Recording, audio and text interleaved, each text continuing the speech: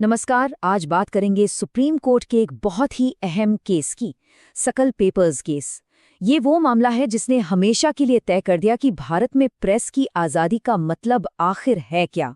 तो चलिए सीधे मुद्दे पर आते हैं। एक सवाल, क्या सरकार ये तय कर सकती है कि कोई अखबार कितने पेज का होगा? सुनने में शायद अजीब लगे, पर यही वो सवाल था जो इस पूरे केस की जड़ में था। तो हुआ ये कि कहानी शुरू हुई एक सरकारी कानून से, और उसको चुनौती दी एक पब्लिशर ने, और यहीं से शुरू हुआ पूरा मामला एक पन्ने की कीमत का।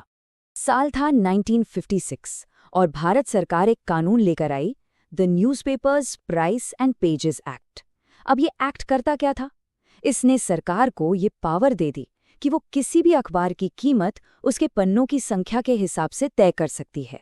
मतलब जितने पेज उतनी कीमत, ये सब सरकार कंट्रोल करेगी।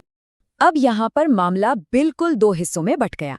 एक तरफ थी सरकार, जिसका कहना था कि भाई हमारा इरादा तो नेक है, हम छोटे अखबारों को बचाना चाहते हैं और बड़े प्लेयर्स को मोनोपोली बनाने से रोकना चाहते हैं। दूसरी तरफ थे पब्लिशर्स, सकल पेपर्स। उनका तर्क सीधा था कि ये कानून तो सीधे सीधे प्रेस की आज़ादी पर हमला है। अगर आप पेज कंट्रोल करेंगे तो न्यूज़, विचार और विज्ञापन सबके लिए जगह कम हो जाएगी। तो सरकार के इस तर्क को थोड़ा और करीब से देखते हैं। आखिर वो ऐसा क्यों कर रहे थे? उनकी सोच क्या थी इसके पीछे? देखिए, सरकार ने ऑफिशियली 3 बातें कहीं। 1 कि वो छोटे अखबारों को सपोर्ट करना चाहते हैं। 2 कि वो मीडिया में किसी एक का राज नहीं होने देना चाहते। और 3 कि वो पूरी न्यूज़पेपर इंडस्ट्री की इकोनॉमी को रेगुलेट करना चाहते हैं। अब सुनने में तो ये तीनों बातें बड़ी अच्छी लगती हैं, है ना? लेकिन पब्लिशर्स के लिए ये मदद नहीं थी। ये उनकी आज़ादी पर एक बड़ा खतरा था। और बस यहीं से ये पूरा मामला पहुंच गया देश की सबसे बड़ी अदालत सुप्रीम कोर्ट में। अब सुप्रीम कोर्ट के सामने 3 बड़े सवाल थे। पहला, क्या पेज और कीमत पर कंट्रोल लगाना फ्रीडम ऑफ स्पीच का उल्लंघन है? दूसरा, क्या सरकार इकोनॉमिक रेगुलेशन का बहाना बनाकर प्रेस की आज़ादी को कम कर सकती है? और सबसे जरूरी सवाल, क्या एक अच्छा मकसद एक फंडामेंटल राइट पर पड़ने वाले बुरे असर को सही ठहरा सकता है? और फिर आया वो दिन, कहानी का सबसे बड़ा टर्निंग पॉइंट, सुप्रीम कोर्ट का वो फैसला जो एक लैंडमार्क जजमेंट बनने वाला था। कोर्ट का फैसला बिल्कुल साफ था। सिर्फ एक शब्द, अनकॉन्स्टिट्यूशनल, यानी असंवैधानिक। कोर्ट ने उस पूरे एक्ट को और उसके तहत जारी किए गए सारे ऑर्डर्स को रद्द कर दिया। तो कोर्ट ने सिर्फ कानून ही रद्द नहीं किया, बल्कि प्रेस की आज़ादी की परिभाषा को और भी बड़ा बना दिया। कोर्ट ने कहा, देखो, फ्रीडम ऑफ प्रेस का मतलब सिर्फ ये नहीं है कि आप क्या लिखते हैं। इसका मतलब ये भी है कि एक अखबार को ये तय करने की पूरी आज़ादी हो कि वो कितने पेज छापेगा और उसकी कितनी कॉपियां बिकेंगी। और यहीं पे कोर्ट ने एक बहुत ही पावरफुल आइडिया सामने रखा। उन्होंने कहा कि भले ही सरकार सीधे सीधे ये नहीं कह रही कि ये मत छापो, लेकिन पेज और सर्कुलेशन को कंट्रोल करना एक इनडायरेक्ट रिस्ट्रिक्शन है, मतलब एक तरह का छुपा हुआ प्रतिबंध। और ये भी उतना ही गलत है जितना सीधा प्रतिबंध। इस पूरे केस का जो सार है वो इस एक लाइन में है।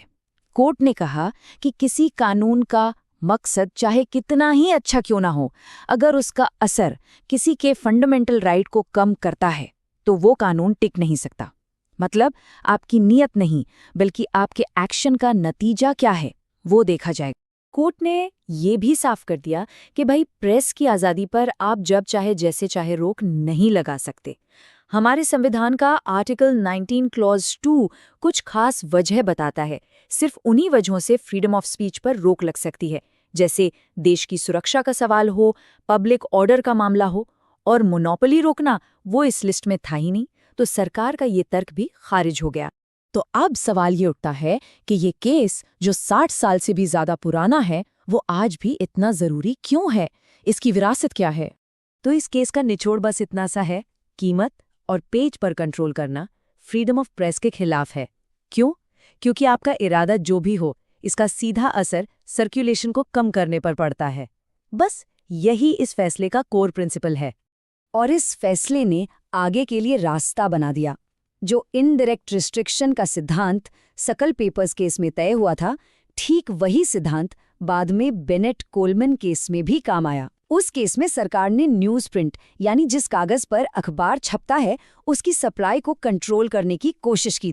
और इसी वजह से आज भी भारत में जब मीडिया पर किसी भी तरह के रेगुलेशन की बात होती है तो वकील और जज सबसे पहले सकल पेपर्स केस का ही हवाला देते हैं। ये एक तरह से इस फील्ड में सबसे बड़ी अथॉरिटी है।